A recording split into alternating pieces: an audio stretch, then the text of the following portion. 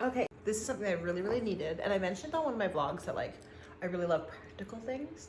As much as I love pretty sparkly, lacy things. This is something I really, really wanted that I wasn't buying for myself. I was just being purely stubborn. I'm really happy that I got it. Check this out. Some assembly required. Somebody who has like one of those popping fetishes is going to love this. Oh, I'm so excited. There's so many of these. Okay. I have not been able to properly cook since I moved. So this is such a blessing. That looks like a handle to one of these. Right? That looks appropriate. And it's orange, so it matches my kitchen, which I'm really happy about. Okay. I suppose I could just read the instructions, or we could just figure it out as we go along. When I was little, my dad would like take away the instructions for the Lego and just show us the picture on the box, and he'd be like, figure it out. I'm like, but I don't know how tall to make the legs. And he'd be like, count the bricks on the cover. And we'd count how many little Lego nubs there were and be like, oh, okay, it's 5 bricks. And then we had to make it through like figuring out like process of elimination and trial and error, and we had to learn to look for clues. And I think that was such a valuable lesson. Like, I think that's something parents should actively try to do for their kids. Like, teach them that there's other ways of learning things. There's other ways of figuring things out besides just the instructions, because what if the instructions don't come, how are you gonna put things together?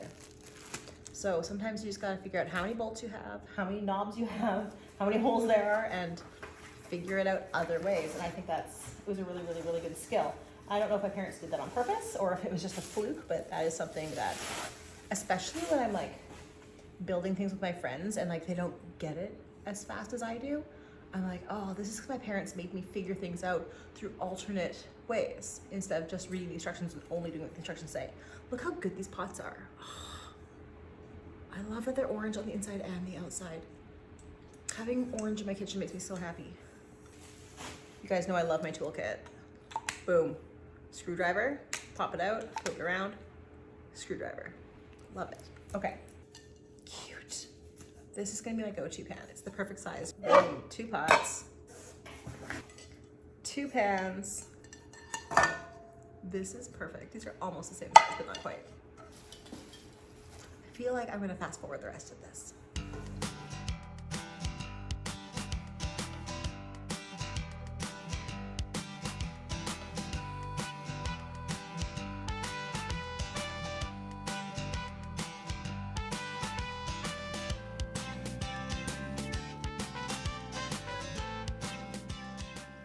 So there's my pots and my pans, and then there's 2 on my stove waiting for me. And now I gotta take out the recycling and the garbage because I made a mess. Okay guys, so we just did the dishes, and now we're gonna make some meal prep, and I don't know what kind. Let's do the old eeny, meeny, miny, mo method, shall we? Eeny, meeny, miny, mo, catch a tiger by the toe. If he hollers, let him go. Eeny, meeny, miny, mo, you are not it. Plant-based beef tips. I make my meal prep. We rip open the corner of the rice. It's 90-second rice. Is it 90 seconds? It's 90 seconds. That seems short, but that makes sense. Okay. We're gonna throw that in the microwave. 90 seconds on the clock. Oh, all right, the rice is ready. We've got these brand new pots and pans. I left the little ones out because those are the ones I'm gonna use the most. Okay, I'm not working fast enough right now. Oh.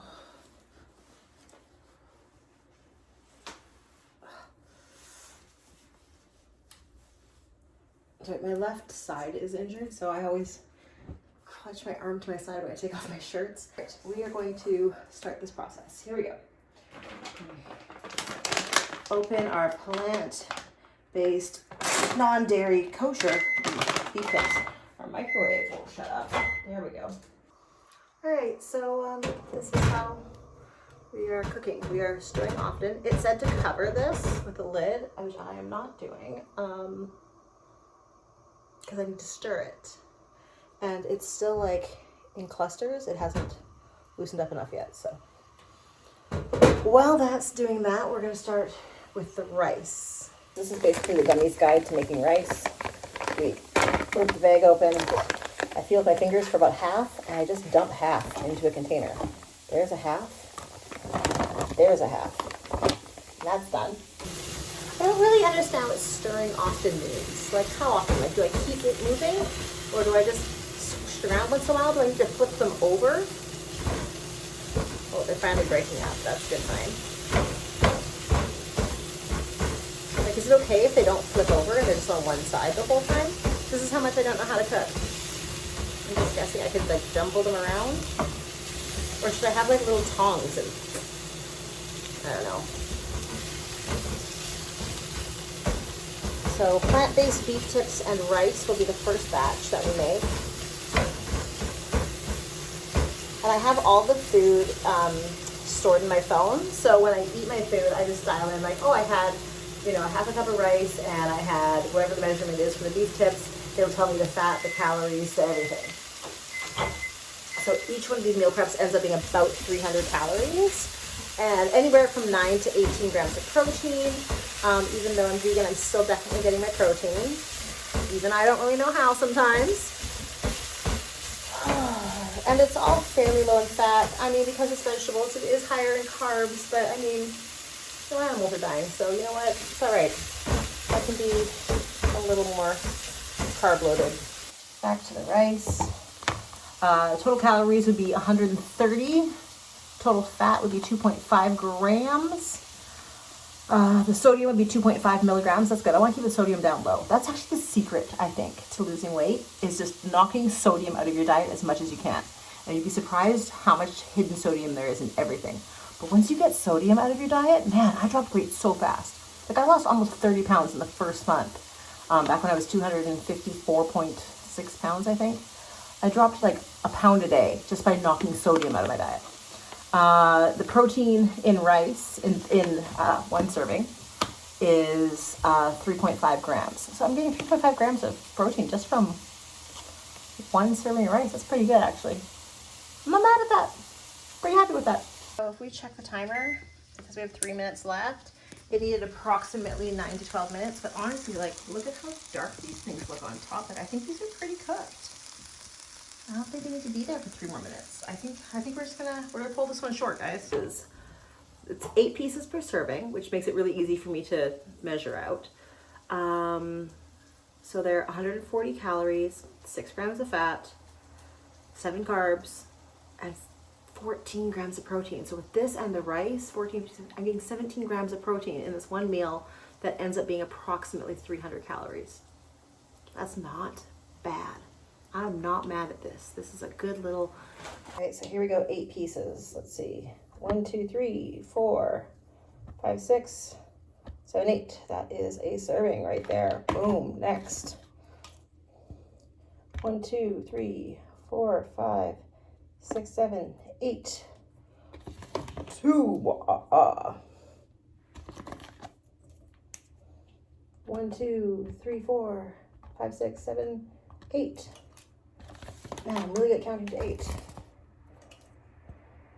1, 2, 3, 4, 5, 6, 7, 8. And there's 1, 2, 3. There's only 5 pieces left. You know what happens to those 5 pieces? They go in my belly. Okay, which product do we pick next? Eeny, meeny, miny, mo, catch a tiger by the toe. If he hollers, let him go. Eeny, meeny, miny, mo, you are not it. Boom. Meatballs. I do love the meatballs. This is definitely not sponsored, but in any way, shape, or form, this is just really all I eat. I just discovered by reading the instructions that I have been cooking these wrong the entire time. I put them in a bowl for 9 minutes on half heat. And nowhere on here does it say that. So we're gonna follow the rules. Bring your favorite sauce in a simmer over medium heat. My favorite sauce? I never cook these in sauce. I have sauce. Let's cook them in sauce. Get this bag open. Of course, I put the bag that doesn't want to open. Oh, okay, this is why we have knives. There we go. Dump in our ball. Rolling our balls in the sauce. That's what you want to do. Just roll the balls in the sauce until they look edible. I always see people doing this. I don't know if it does anything. I feel like the meatballs are actually cleaning the pan. Meatballs. Oh. So we are at the end of our meal prep here. Here's our ones that are cooling. And then these two have rice and balls. These ones are just balls. So we gotta make one more thing of rice and then we're done. Like, if I can make this, you can make this, because I am so inadequate in the kitchen. So if I can figure this out and pre-make healthy, yummy, go-to vegan meals, then you definitely can. We are going to taste test these. These are the beef tips, and then we had one meatball left over after doing our calculations. Now, I'm gonna put sauce on these. Ow, that's the arm I hurt. Still can't open a fridge door, but I can pick up a sauce bottle. Hey, come on, sauce. Beef tip.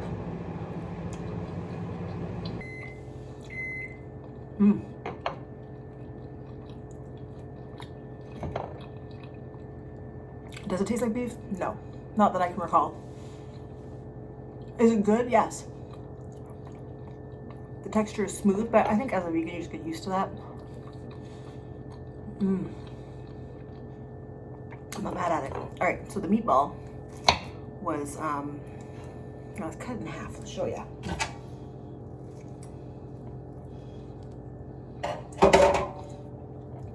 So the meatball, made out of vegetables, doesn't really look like meat at all. It was baked in the sauce. We're just gonna add some for good flavor. You